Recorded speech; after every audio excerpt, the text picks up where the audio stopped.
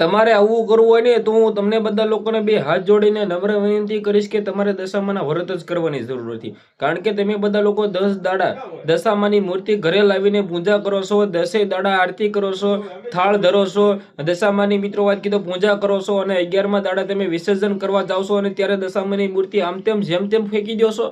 જે આ મિત્રો વાત કીધો આવું કરવું હોય ને તો મિત્રો દશામાના વ્રત જ ન કરાય. નમસ્કાર મિત્રો, ફરીવાર એક નવા વિડીયોમાં તમારું સ્વાગત છે. સૌ પ્રથમ કમેન્ટની અંદર જય દશામાં લખીને વિડીયો બને એટલો શેર કરી દેજો, કારણ કે ખૂબ જ અગત્યનો વિડીયો થવાનો છે.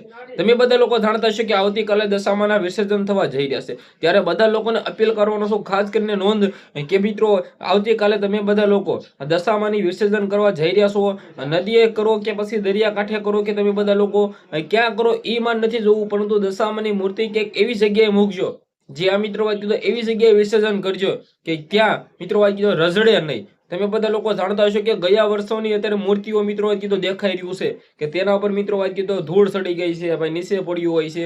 આવું મિત્રો આવું કરવું હોય ને તો દશામાના વ્રત જ ન કરાય. કારણ કે તમે બધા લોકો 10 દાડા દશામાને એવી રીતે મિત્રો વાત કીધો ઘરે લાવો છો, આરતી કરો છો, થાળ ધરો છો, ભજન ગાઓ છો, દશામાના મિત્રો કીધો ઉપવાસ રહો છો, ત્યારબાદ મિત્રો કીધો દશામાની આરતીઓ કરો છો અને 11મા દાડે ભાઈ આવું બિલકુલ મિત્રો વાત કીધું આવું ન કરવું જોઈએ. મારી વાતથી કેટલા લોકો સહમતિ રાખે છે? કારણ કે તમે બધા લોકો જાણતા હશો કે હાલ મિત્રો વાત કીધું સોશિયલ મીડિયા અંદર મેં અનેકો વિડીયો જોયા કે જેમની અંદર મિત્રો વાત કીધું ખુલ્લેઆમ ભાઈઓ જ્યાં મિત્રો વાત કીધું ખુલ્લેઆમ દશામાની સાંડળીઓ, દશામાની મૂર્તિઓ રઝળી રહી છે. આવું કરાતું હશે મિત્રો?